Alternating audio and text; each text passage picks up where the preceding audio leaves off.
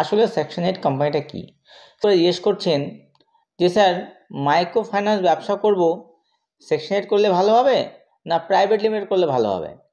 আবার একজন ফোন করে বলছেন যে স্যার আমি সেকশন 8 কোম্পানি খুলে কতগুলো ব্রাঞ্চ করতে পারবো, আমি কি ওয়েস্ট বেঙ্গলের বাইরেও ব্রাঞ্চ খুলতে পারি?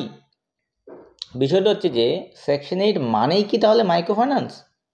কোশ্চেন হচ্ছে এটা। নমস্কার বন্ধুরা, আমি সুমন সরকার, বিজনেস কনসালটেন্ট। বন্ধুরা, একটা বিষয় নিয়ে আজকে ভিডিও। একজন ভদ্রলোক ফোন করে জিজ্ঞেস করছেন যে স্যার মাইক্রো ফাইন্যান্স ব্যবসা করব, সেকশন 8 করলে ভালো হবে না প্রাইভেট লিমিটেড করলে ভালো হবে? তো আমি তখন তাকে বললাম যে সেকশন 8 করলে নামের মধ্যে কিন্তু মাইক্রো কেয়ার বা মাইক্রো সার্ভিস বা ফাউন্ডেশন এটার নাম থাকবে। বল না স্যার, আমার ফাউন্ডেশন লাগবে না, আমার মাইক্রো ফাইন্যান্স নামের মধ্যে মাইক্রো ফাইন্যান্স প্রাইভেট লিমিটেড লাগবে। আমি বললাম মাইক্রো ফাইন্যান্স প্রাইভেট লিমিটেড দিয়ে আপনি কি ফাইন্যান্স ব্যবসা করতে পারবেন? বলছে না, সবাই তো করছে, ওটাই আমার লাগবে। তো ব্যাপারটা হচ্ছে কি, আবার একজন ফোন করে বলছেন যে স্যার আমি সেকশন 8 কোম্পানি খুলে কতগুলো ব্রাঞ্চ করতে পারবো, আমি কি ওয়েস্ট বেঙ্গলের বাইরেও ব্রাঞ্চ খুলতে পারি? আমি বললাম সেকশন 8 কোম্পানি খুলে ব্রাঞ্চ করবেন মানে মাইক্রো ফাইন্যান্স করবেন? বলছে হ্যাঁ। বলছে কেন, মাইক্রো ফাইন্যান্সও সেকশন 8 করা যায়? হ্যাঁ যায়, কিন্তু আপনি কতটা জানেন? বলে না স্যার, সবাই তো করছে মাইক্রো ফাইন্যান্স, মানে সেকশন 8 করে মাইক্রো ফাইন্যান্স করছে, তো স্যার আমিও এটা করবো। আবার অনেকে ফোন করে বলছে যে স্যার সেকশন 8 কোম্পানিতে কত টাকা অবধি ম্যাক্সিমাম লোন দেওয়া যায়, কত ইন্টারেস্ট নেওয়া যায়?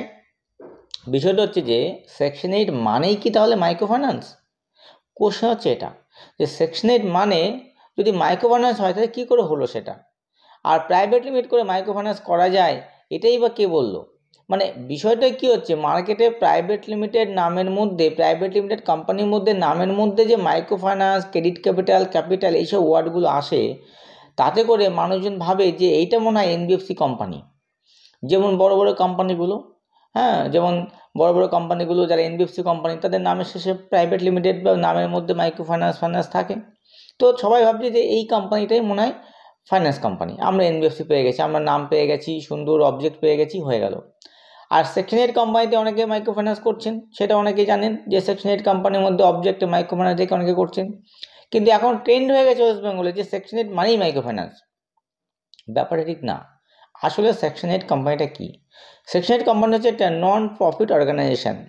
আপনি এনজিও, এনপিও বলতে পারেন।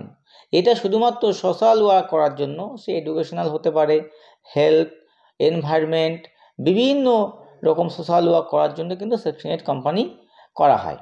ঠিক আছে, এবার এই সেকশন 8 কোম্পানিতে পরবর্তীকালে বিভিন্নভাবে বিভিন্ন ওয়ে দিয়ে অবজেক্টে মাইক্রো ফাইন্যান্স ঢোকানো হয়, ঢোকানোর পরে সেই কোম্পানিটা মাইক্রো ফাইন্যান্স করতে পারে।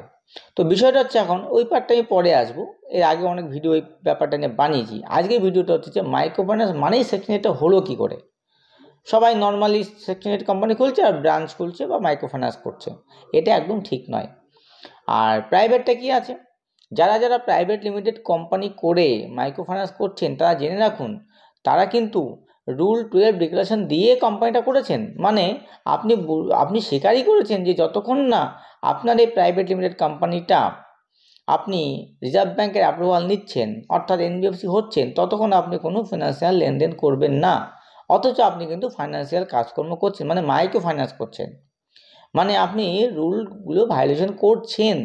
ইন ফিউচারে কিন্তু আপনার অনেক বড় বড় সমস্যা হতে পারে। কারণ প্রাইভেট লিমিটেড কোম্পানিটা করে ব্যাংক অ্যাকাউন্ট করে সেখানে আপনার পেড আপ অথরাইজ বাড়িয়ে সেখানে রিজার্ভ ব্যাংকের রুলস অনুযায়ী সেখানে যে ক্যাপিটাল জমা করা, সেটা জমা করার পরে রিজার্ভ ব্যাংকে অ্যাপ্লাই করে যতক্ষণ আপনি অ্যাপ্রুভাল পাবেন, মানে এনবিএফসি হবেন, তখন আপনি এই কোম্পানিটা ব্যবসা করতে পারেন, ততক্ষণ আপনি করতে পারবেন না, কিন্তু আপনারা করে যাচ্ছেন। আর একটা প্রাইভেট লিমিটেড কোম্পানি করতে সামান্যই খরচা, আপনারা জানেন। তো এইগুলো অনেকেই মাইক্রো ফাইন্যান্স করা যায় বলে একটু বেশি টাকায় বিক্রি করছে, ঠিকই করছে, কিন্তু আপনারা এগুলোকে না জেনে কেন নিচ্ছেন? 1 নম্বর। 2 নম্বর হচ্ছে সেকশন 8 কোম্পানি, সামান্য সেকশন 8 কোম্পানি খুলে ফাইন্যান্স ব্যবসা করা ঠিক নয়। আগে দেখুন যে আপনার মেমোরেন্ডাম ঠিক আছে কি না, বাকি সব চেক করুন। যদি চেক করার প্রসেস না জানেন, আই বটনে যান, আমাদের লিঙ্ক দেওয়া আছে আগের ভিডিওটা, কিভাবে আপনি আপনার সেকশন 8 কোম্পানিটা আদৌ মাইক্রো ফাইন্যান্স হয়েছে কি না, সেই সেকশন কোম্পানি মাইক্রো ফাইন্যান্স করতে পারবেন কি না, ডিটেলস ভিডিওটা দেখুন। দেখে নিয়ে আগে যাচাই করে নিন যে আপনি যে কোম্পানি বানিয়েছেন সেটাকে আদৌ মাইক্রো ফাইন্যান্স করা যাবে, তারপরে ফাইন্যান্স ব্যবসা করুন। সুতরাং সেকশন 8 মানেই মাইক্রো ফাইন্যান্স কিন্তু একদম নয়, এই ভুলগুলো করবেন না, ঠিক আছে? ইন ফিউচার আপনাদের সমস্যায় পড়তে হবে। আর এই কোম্পানিগুলোকে যখন অডিট করবেন, অডিটে যখন মাইক্রো ফাইন্যান্স শো করতে কিন্তু তখন পারবেন না, তখন মুশকিল হবে। ওকে, তো সবাই ভালো থাকবেন, সুস্থ থাকবেন। আর বিস্তারিত জানতে গেলে নিচে আমাদের কমেন্ট বক্সে কমেন্ট করুন, আর এই যে নিচে নাম্বারটা দেখতে পাচ্ছেন এই নাম্বারে কল করে জেনে নিন। সবাই ভালো থাকবেন, ধন্যবাদ।